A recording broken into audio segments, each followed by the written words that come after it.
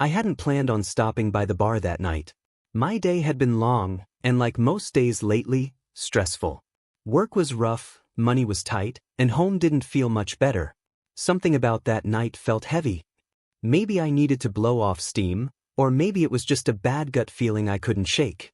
As I pushed open the door to the Rusty Nail, the familiar mix of cigarette smoke and cheap beer hit me like a wall. This place had been my haunt for years, long before I got married to Linda. I wasn't there for the drinks, though. I just needed some space to think, away from the nagging. Lately, everything I did pissed her off. If I breathed too loud, I'd get a snarky remark. If I forgot to put the dishes away, she'd go on about how lazy I was. It was getting unbearable. I grabbed a beer, sank into a corner booth, and tried to drown out my thoughts. But something caught my eye. There, in the dim lights by the stage, I saw a woman. The way she moved, it seemed familiar. Too familiar. My heart sank as the stage lights flickered, revealing her face clearly. It was Linda. My breath caught in my throat, and I nearly dropped my drink. She was up there, on the pole, stripping for a table of sleazy-looking guys. The kind of guys who think they own the world because they can flash a few bills. The kind who I thought she'd never have anything to do with. Yet, here she was, taking her clothes off, her eyes glinting as she leaned into their laughter. At first, I didn't know what to do. I felt frozen, a mix of anger and confusion swirling inside me. Why would she be here? Why this? Sure, things weren't perfect between us, but never in a million years did I think I'd find her doing. I fumbled for my phone and started recording, my hand shaking as I tried to keep it steady. She didn't see me. Her back was turned, and she was too focused on the men throwing money at her to notice the one person who was supposed to mean something. It was like watching a stranger. Once I had enough footage, I slipped out the back door of the bar and made my way home, barely feeling the cold night air. My mind was racing the whole way. Was this some sort of side job I didn't know about? Was she strapped for cash and didn't tell me? Or worse, was this who she really was and I just never saw it? I replayed the video on the way, the sound of their laughter and the sight of her grinding on some guy's lap echoing in my head. Every second of it twisted the knife deeper. When I got home, I sat in the dark living room, my thoughts running wild. Should I confront her? What would I even say? How could she explain this away? We had our problems, sure, but we weren't that desperate. Were we? I stayed up all night, going back and forth in my mind, but by morning I still didn't have any answers. That's when I found the money. I was in the bathroom, trying to distract myself with anything to avoid the confrontation I knew was coming. I went to clean the vent, a habit I'd picked up whenever I got too anxious. That's when I saw it. Stashed inside, hidden where no one would think to look, was a stack of cash. My hands trembled as I counted it out, over and over again. $38,000. $38,000, sitting right there in our bathroom vent. We were broke. She was constantly complaining about the bills, about how I wasn't working hard enough, how we could barely make ends meet. And here was a small fortune hidden away, like it meant nothing. That's when it started to click. Maybe this wasn't just about money. Maybe this was something more. Something darker. The stack of cash sat on the bathroom floor, staring at me like some kind of sick joke. $38,000. Where the hell did it come from? I couldn't wrap my head around it. We were broke. Barely scraping by on my paycheck, her part-time hours at the diner, and whatever else we could piece together. Linda was always on me about how we needed to do better. Every time she snapped at me about bills, I felt like less of a man. But now she'd been hiding this money the whole time, making me feel like garbage while she kept a fortune hidden away? I couldn't help but think about the night before. The way she looked up on that stage, dancing for those guys, smiling like it was the most natural thing in the world. She wasn't the woman I thought I married. She wasn't even close. The thought of confronting her made my stomach churn. I wasn't ready for that fight yet. Instead, I hid the money back in the vent and pretended like I hadn't found it. I needed more answers before I came at her. There had to be more to this, but I wasn't sure I wanted to know what it was. Linda came home that morning acting like everything was normal. She barely even glanced at me as she tossed her coat on the couch and made her way to the kitchen. She poured herself some coffee, her usual morning routine, but I couldn't shake the image of her from the night before. How could she just walk in like nothing had happened? As she sat down at the table, her eyes landed on me, and I saw it. A flicker of something, a hint of annoyance. It was like she could sense that something was off. Did something happen? She snapped, raising an eyebrow. Nothing, I said, keeping my voice as calm as I could manage. I didn't want to show my cards just yet. She rolled her eyes and sighed, like even being in the same room as me was a chore. Well, stop looking at me like that. I wanted to scream at her. Like I knew what she'd been doing? Like I'd seen her stripping for some dirtbag last night? But I bit my tongue. I wasn't ready to lay it all out just yet. Instead, I started to piece things together in my head. The money in the vent, the stripping, it all had to be connected. But what? We were struggling, sure, but $38,000? That wasn't some desperate attempt to pay off a credit card or get the lights back on. That was real money. Money someone had been willing to give her. I thought back to all the fights we'd had recently. They'd started getting worse a few months ago. It was always the same argument. I wasn't doing enough. I wasn't making enough money. I wasn't good enough. And every time, she made me feel like I was the problem. But now I was starting to see the cracks. Maybe I wasn't the one who had changed. Maybe it was her. That night, I decided to follow her. I had to know more. I had to see where this led. After dinner, she announced she was going out with some friends. No big deal, just a girls' night. She said it like it was the most normal thing in the world, and I played along. I told her to have fun, but the second she walked out the door, I was right behind her. She didn't go to any friend's house. She didn't go to any bar or restaurant either. She went straight to that same sleazy strip club from last night. I parked across the street and waited, my heart pounding in my chest. What the hell was she doing? Was this her life now? Stripping for strangers and making cash on the side? Or was it something worse? I waited for hours, watching as guys came and went. Finally, she came out, laughing with one of the men I recognized from the night before. He had his arm around her waist, pulling her close, and she didn't seem to mind one bit. That's when it hit me. This wasn't about money. This was about something else. She didn't just want the cash. She wanted the attention. She wanted to feel free, to feel like she was in control. And I was just in her way. As they walked off together, I felt something inside me snap. This wasn't just some side job for extra money. This was her escape. From me, from us, from the life we'd built. I drove home in silence, my hands gripping the steering wheel so tight my knuckles turned white. I couldn't confront her yet, but I knew now that it wasn't about me anymore. This was about her. And what she'd become. The next morning, I didn't say a word. I acted like I hadn't followed her, like I hadn't seen her with that man. But inside, I knew the truth. The woman I loved was gone. And in her place was someone I didn't recognize anymore. I woke up the next morning, still replaying everything from the night before in my head. The money, her stripping, that guy. It all felt like too much to take in. I knew things were bad between us, but I never imagined it could spiral into something like this. Linda was already up, sitting at the kitchen table with a cup of coffee, staring at her phone like she always did. I could feel the tension between us, even though we hadn't said a word. It was like there was this invisible wall, and every time I looked at her, that wall grew a little higher. She glanced up at me briefly, then went right back to scrolling, as if I didn't exist. I didn't know whether to scream at her or just walk out the door. But before I could decide what to do next, she threw her phone down on the table with a loud clatter, startling me. Can you even do one thing right? She spat, her eyes narrowing at me. You left the trash overflowing again. It's like you don't care about anything. That was it. Something in me broke. After everything I knew, after what I'd seen, after the lies, the secrecy, the money, I wasn't going to let her get away with turning this all on me. I was done being the one who had to hold back. I needed answers. You really want to talk about me not caring? I snapped back, my voice rising. Her head jerked up, her eyes wide with surprise at my tone. What about you, Linda? What about where you've been going at night? What about the stripping? And what about that guy you've been all over? Her face paled, but only for a second. Then something I hadn't expected happened.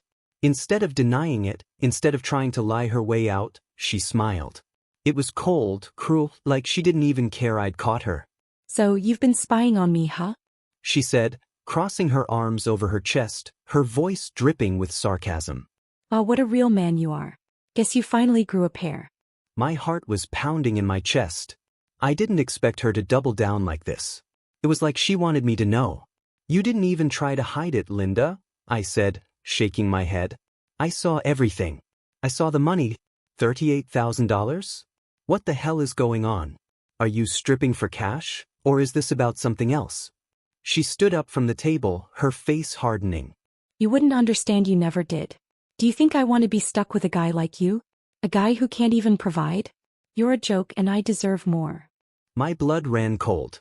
The woman standing in front of me was someone I didn't recognize anymore. The way she looked at me, like I was beneath her, like I was nothing. More? I muttered, my voice breaking slightly. What more, Linda? Is that what this is about? Money? Tension? Being someone else's plaything? She shrugged like it was the most natural thing in the world. I deserve to feel alive, not trapped in some dead-end marriage where I have to count every penny. I want freedom, I want excitement. And yeah, I want the money. You clearly can't give me any of that. I couldn't believe what I was hearing. How long had she been feeling this way? How long had she been living this double life, while I kept trying to hold everything together? But before I could say anything else, something unexpected happened. The doorbell rang. We both froze, staring at each other for a beat. Then, without a word, Linda stormed toward the front door, muttering under her breath. I followed her, a knot forming in my stomach, not sure what was about to happen. When she opened the door, my world shifted again. Standing on the porch was a tall, sharply dressed man with a thick, black briefcase in his hand. He didn't look like the type who'd be hanging around our kind of neighborhood. He looked like he belonged in some fancy office, not on my front steps. Mrs. Carson? He said, his voice smooth, like he'd done this 100 times. Linda's face went white, her cool demeanor cracking just a little. What are you doing here? She stammered, a flicker of panic flashing across her face. You know why I'm here, the man said, ignoring me completely. It's time to settle our arrangement. I stood there, dumbfounded as he handed her the briefcase. She took it, her hands shaking slightly, and without another word, he turned and walked away.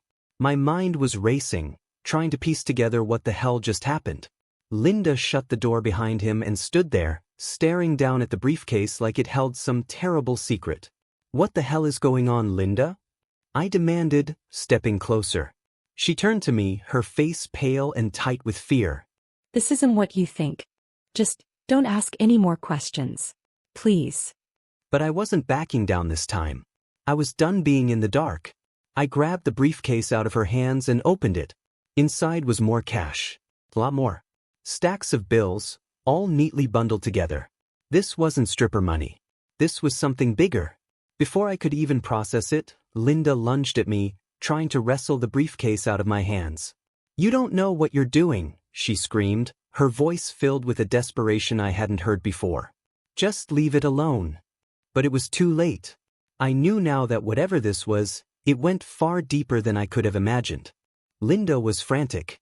She clawed at my hands, trying to tear the briefcase from me, her face twisted with desperation. It was like she'd lost all composure, and for the first time, I saw real fear in her eyes. What the hell is this, Linda?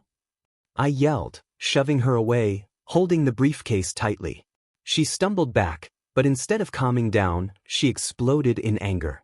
You don't know what you're getting into. She screamed, her voice hoarse, almost hysterical. Put it down, just put it down and walk away. But I wasn't walking away. Not now. I'd been in the dark too long, and whatever this was, it wasn't just some extra cash from stripping. This was much worse. I slammed the briefcase onto the kitchen table, pushing past her frantic protests. My hands shook as I started pulling out the stacks of cash. There had to be hundreds of thousands, maybe more. And hidden underneath the money, I found something I didn't expect, a small black notebook. I grabbed it and flipped it open, my heart racing. Inside were lists of names, dates, and numbers. It wasn't random. There was a system here, something organized, like someone had been keeping track of deals or transactions. This isn't just about money, is it? I said more to myself than to her.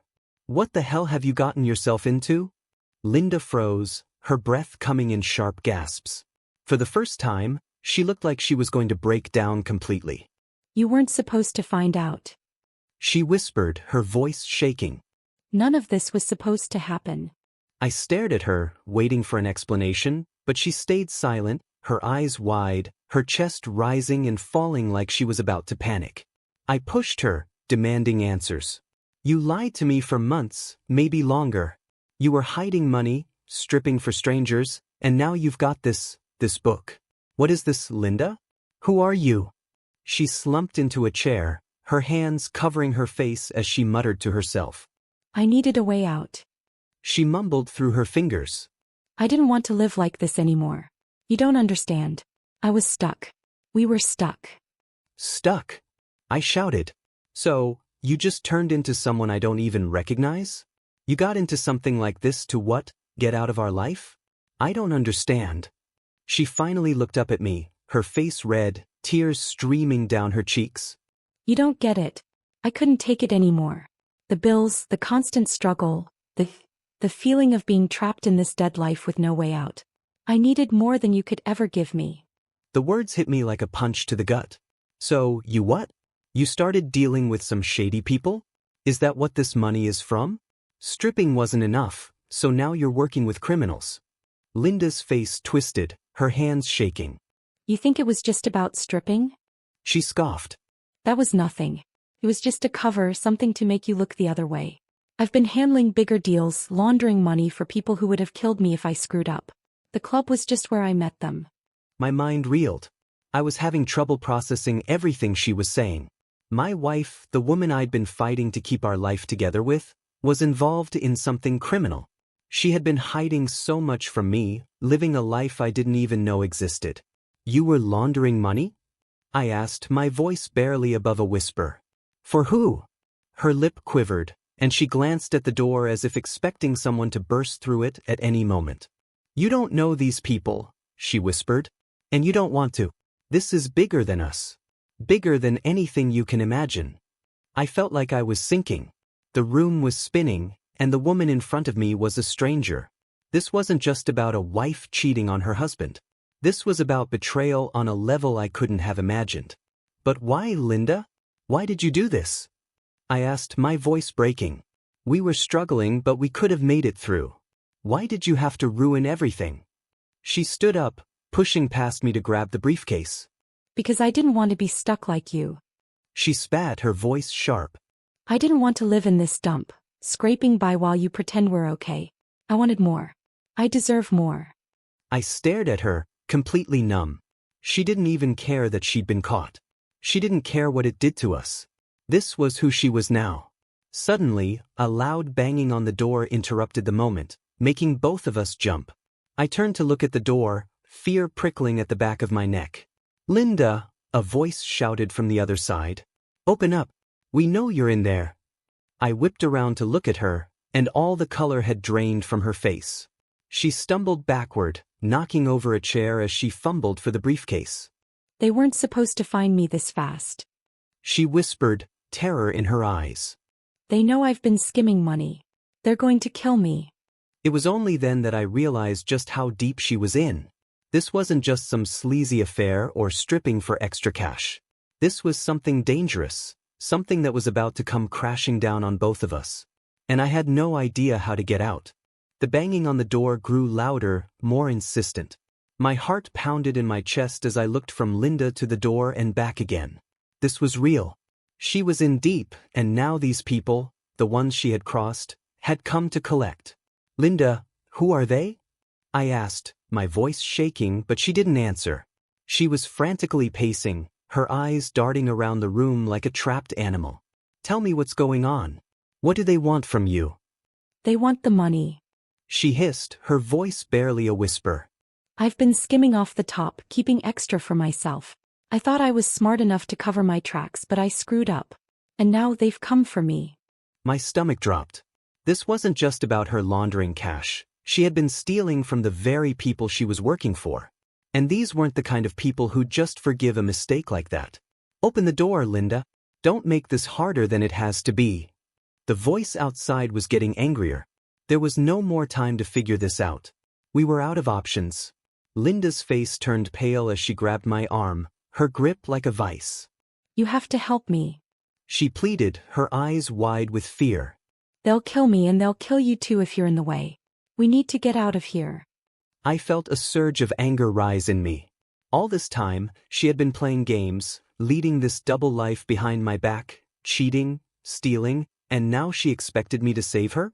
After everything? After she tore our marriage apart and got us into this mess? The banging on the door stopped, and for a moment, the silence felt more terrifying than the noise. My mind was racing. Should I help her? Could I even trust her anymore? Every instinct I had told me to walk away, to let her deal with the consequences of her own actions. But if I did that, I'd be signing my own death warrant. I was already wrapped up in this whether I liked it or not. Okay, I said, my voice steadying. We need to think. How much time do we have? She didn't answer, just grabbed the briefcase and shoved it into my hands. We need to get rid of the money. If they don't find it here, maybe they'll leave us alone. But we have to move fast. Just as I turned to head toward the back door, I heard the unmistakable sound of glass shattering. My heart skipped a beat. They weren't waiting for us to open the door. They were coming in. Run! Linda screamed, shoving me toward the back door. I stumbled, still clutching the briefcase, as she darted in the opposite direction, grabbing her phone off the counter. Where are you going? I yelled after her, but she didn't answer. She was already halfway out the front window, her movements frantic, desperate. She wasn't waiting for me. She was saving herself. For a split second I stood frozen, watching her scramble out of the window, abandoning me. It was the final nail in the coffin of our marriage. She was willing to throw me to the wolves to save her own skin. Suddenly, I heard footsteps inside the house, and my instinct kicked in. I had to get out. I bolted for the back door, flinging it open and running into the alley behind the house. The cold air hit me like a slap, but I didn't stop.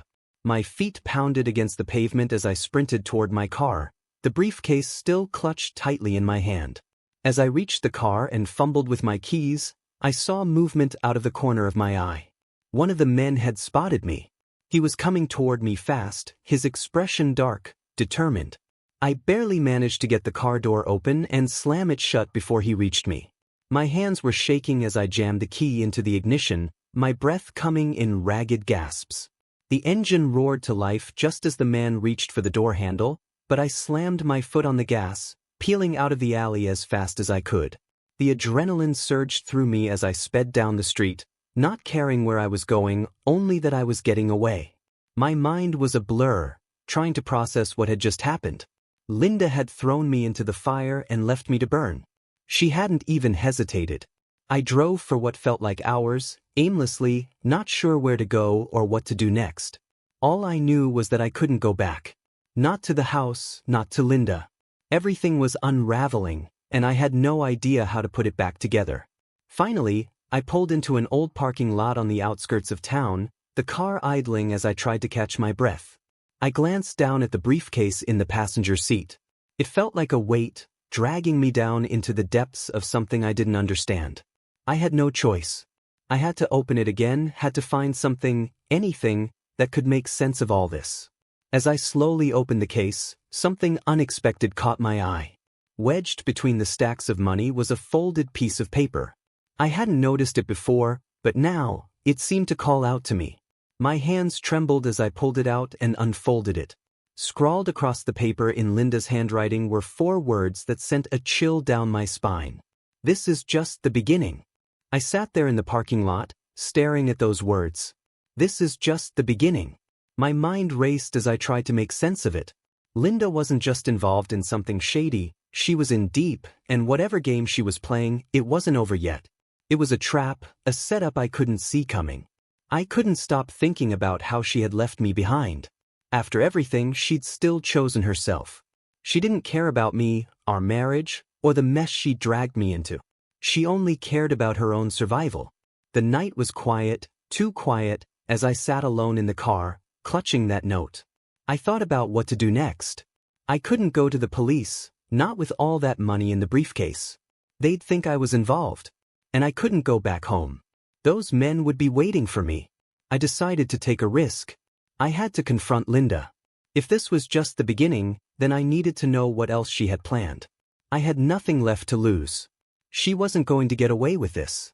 I drove back toward the city, my hands gripping the steering wheel, my heart pounding with every mile. I had no idea where she might be, but I knew she couldn't have gone far. There were only a few places she would go when things got bad, and one of them was the old motel on the edge of town. As I pulled into the parking lot of the rundown motel, I saw her car parked in the shadows. My stomach twisted. I knew she was here, hiding out, waiting for the storm to blow over. She probably thought I was long gone. I got out of the car, my breath coming in short, sharp gasps, and walked toward her room. Room 108. I remembered it because it was the same place we used to stay at when we first started dating, back when we didn't have much but thought we had everything. I knocked on the door, my fist hitting the wood harder than I intended. There was no answer, but I could hear movement inside. I knocked again, this time louder. Finally, the door cracked open, and there she was, looking like a deer caught in headlights. "You," she whispered, her voice thick with shock. What the hell are you doing here? "I could ask you the same thing," I said, pushing my way into the room before she could stop me. "You left me for dead back there, Linda. You didn't even care." Her eyes darted around the room as if she were searching for an escape, but there was none. I didn't have a choice. She said, her voice low, almost pleading. You don't understand what's going on. "Then explain it to me," I demanded, stepping closer. "You owe me that much. Tell me what the hell is happening, and what you meant by, this is just the beginning." She looked down at her feet, her hands trembling as she ran them through her hair. "I tried to keep you out of this," she muttered. I tried to protect you, but it's too late now. I felt my anger boiling over. "Protect me? You've been lying to me for months, cheating on me, stealing money, and now you're saying this is about protection? You're the one who dragged me into this mess." Tears welled up in her eyes, but I didn't care. I was done feeling sorry for her. "They're not just after the money," she whispered. "They're after something bigger, and I'm in the middle of it." I stared at her, trying to piece together what she was saying. What are you talking about? Linda swallowed hard, her voice trembling. I wasn't just laundering money. I've been moving something for them. Information. Secrets. They've been using me as a courier, and I made the mistake of skimming money off the top. Now they know, and they want me dead. I felt the room spin. This wasn't just about cash. This was about something far more dangerous. I had no idea how deep this went or how far it could go. "But you didn't stop, did you?" I said, my voice cold. "You kept going even when you knew you were in over your head. And now, you've put us both in danger." She nodded, wiping the tears from her face. I'm sorry, she whispered. I didn't know how to get out. I thought I could fix it, but it's too late. I turned away from her, my mind racing. What was I supposed to do now? She had lied to me, betrayed me, but now our lives were on the line. The people she was dealing with wouldn't just forget about this. They would come after her, and maybe after me too. As I stood there, trying to figure out my next move, Linda's phone buzzed on the nightstand. She grabbed it, her face going pale as she read the message. "They're coming," she said, her voice barely above a whisper. "We have to go. Now." This was it. Whatever was coming, it was going to be bad. And I wasn't sure if I was ready for it. But I knew one thing. Linda wasn't going to face it alone. Not yet. Not until I got the truth. And maybe, just maybe, I could still get out of this alive. Linda's words hit me like a freight train. They were coming. Whoever they weren't playing games anymore. "We have to go," Linda hissed, her eyes darting to the window as if any second, they'd come crashing through. I stood frozen for a moment, my mind torn between wanting to walk out on her and the survival instinct kicking in, forcing me to think clearly. "We can't just run," I said, my voice low but steady. "They'll find us, Linda. You know they will." She turned to me, panic in her eyes. "Then what do we do? You think we can fight them? You have no idea what these people are capable of." I felt my heart pounding in my chest, but I wasn't going to back down now. If we ran, we'd be running for the rest of our lives. They'd never stop coming. But if we could figure out who was pulling the strings, If we could find some leverage, maybe we had a chance. The notebook, I said suddenly, my mind racing back to the small black book I'd found hidden in the briefcase. It had names, dates, and numbers. It had to mean something. What's in it? Tell me everything. Linda hesitated, glancing at the briefcase like it held the answers she'd been trying to keep buried. She walked over to the bed, sat down, and put her face in her hands. The notebook, she started, her voice shaking. It's a record of all the deals, the transactions I've been running for them. Names, clients, everything. It's enough to ruin them if it gets out. That's why they're after me. I stared at her, trying to wrap my head around what she was saying. So this whole time, you've been moving secrets for them? What kind of secrets? Political stuff. Business deals. Things that could destroy people's careers or worse. I wasn't supposed to look into it, but once I started skimming the money, I couldn't stop. Her voice cracked. I thought I could use it as leverage if they ever came for me, but I was wrong. They're too powerful. I sat down across from her, my mind racing. We had the notebook. That was the key. But we couldn't use it unless we knew who we were dealing with. How much time do we have? I asked. Linda glanced at her phone, then back at me, her eyes wide with fear. Maybe an hour. Maybe less. It wasn't enough time, but we had to act fast. I stood up, pacing the room as I tried to think.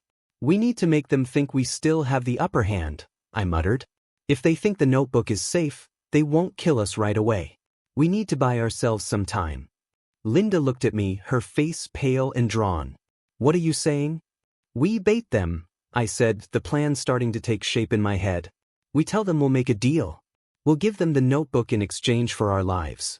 But we make them meet us somewhere public, somewhere they won't risk doing anything stupid. Linda shook her head. You don't know these people. They'll kill us no matter where we are. We won't make it out alive. I clenched my fists, the anger boiling inside me again. Then what's your plan, Linda? Just run until they catch up with us? No. We need to fight back. And this notebook is the only weapon we've got. She didn't argue. She knew I was right, even if she didn't want to admit it. I grabbed her phone off the bed and dialed the number from the last message. My heart raced as I put the phone to my ear. It rang twice before a cold voice answered on the other end. Linda, the man said, his voice calm, calculated. You're making this harder than it has to be. I swallowed, trying to keep my voice steady. You want the notebook? Let's make a deal. There was a brief pause and then a low chuckle. And who is this? Doesn't matter, I said. You get the notebook, we get our lives. But we make the exchange in public. No tricks, no games. The man on the other end was silent for a moment, then I heard a faint rustling, like he was considering his options. You think you can outsmart us? You think you're in control here? I clenched my jaw, trying to keep my composure. Meet us at the old factory on Ridgeway in 1 hour. Come alone. You get the notebook, we walk away. You try anything and we'll make sure this gets out. I hung up before he could respond, my heart pounding in my chest. Linda stared at me, her face a mixture of fear and disbelief. What have you done? She whispered. I didn't answer. I grabbed the briefcase and the notebook, heading for the door. We're not running anymore, Linda. We're going to end this. We left the motel, speeding toward the old factory. The plan was risky, but it was the only chance we had. The factory had been abandoned for years, a perfect place for a trap. If we could buy enough time, we might be able to escape. Or at least figure out who was really behind all of this. As we pulled up to the factory, the sun was setting, casting long shadows over the crumbling building. We parked the car and got out, the tension between us thick in the air. Linda looked at me, her eyes filled with regret. I'm sorry, she whispered. For everything. I didn't say anything. I wasn't sure if I could ever forgive her, but right now, we had bigger problems. We stepped inside the factory, the cold air biting at our skin. We waited in silence, the seconds stretching out like hours. I held the notebook tightly in my hands, knowing it was our only bargaining chip. Then I heard footsteps. They were here. And there was no turning back now. The footsteps echoed through the abandoned factory, slow and deliberate. Every step sent a chill down my spine. I gripped the notebook tighter, knowing that this was it, The moment everything would either come to an end or spiral completely out of control. Linda stood beside me, her eyes darting nervously toward the entrance, where the figures emerged from the shadows. 3 men, all dressed in black, their faces cold and unfeeling. The one in front, the man I'd spoken to on the phone, walked toward us, a thin smile on his lips. "I thought I made it clear, you're not in control here," he said, his voice calm but laced with threat. He gestured to the other 2 men, who spread out, cutting off any chance of escape. Linda's breath hitched beside me, but I kept my focus on the man in front of us. "You get the notebook and we walk away," I said firmly, even though my heart was hammering in my chest. "That was the deal." The man chuckled softly. "Deals change. We're taking the notebook, and you're both coming with us." My stomach dropped. I knew this wasn't going to be easy, but I hadn't expected them to move so fast, to corner us like this. I glanced at Linda, and for the first time, I saw real fear in her eyes. "No," I said, trying to sound stronger than I felt. "You're not taking us anywhere. You want this notebook? Then you stick to the deal, or I swear to God, I'll destroy it right here." I held up the notebook, threatening to tear it apart. The man's eyes flickered with something, anger, maybe fear. But he kept his composure. "You think you can scare us with that?" he sneered. "We have the real power here. That notebook means nothing if you're dead." It was a bluff, I could feel it. If they didn't care about the notebook, they wouldn't have shown up in person. This was bigger than us, bigger than Linda's betrayal, bigger than the money. These people were protecting something far more dangerous, and they couldn't afford to let it slip out. I just had to keep them talking. "What's in this, huh?" I asked, my voice rising. "What's so important that you're willing to kill for it? What are you so afraid of?" The man's smile faltered for just a second, and that was all the confirmation I needed. This notebook was their Achilles heel. "Enough," he snapped, his calm demeanor cracking. "Hand it over. Now." I took a deep breath, my mind racing. There was no way out. If I gave them the notebook, they'd kill us both. If I didn't, well, they'd probably kill us anyway. But maybe, just maybe, I could use this one last chance. "You're not getting it," I said, my voice steady. "Unless you let Linda go." Linda whipped her head toward me, her eyes wide with shock. "What?" she whispered. I ignored her, focusing on the man in front of me. "You let her go, and I'll give you the notebook. She walks out of here alive, and I'll take whatever comes." "But she's done." The man tilted his head, considering my offer. "Why do you care what happens to her?" he asked, his voice dripping with disdain.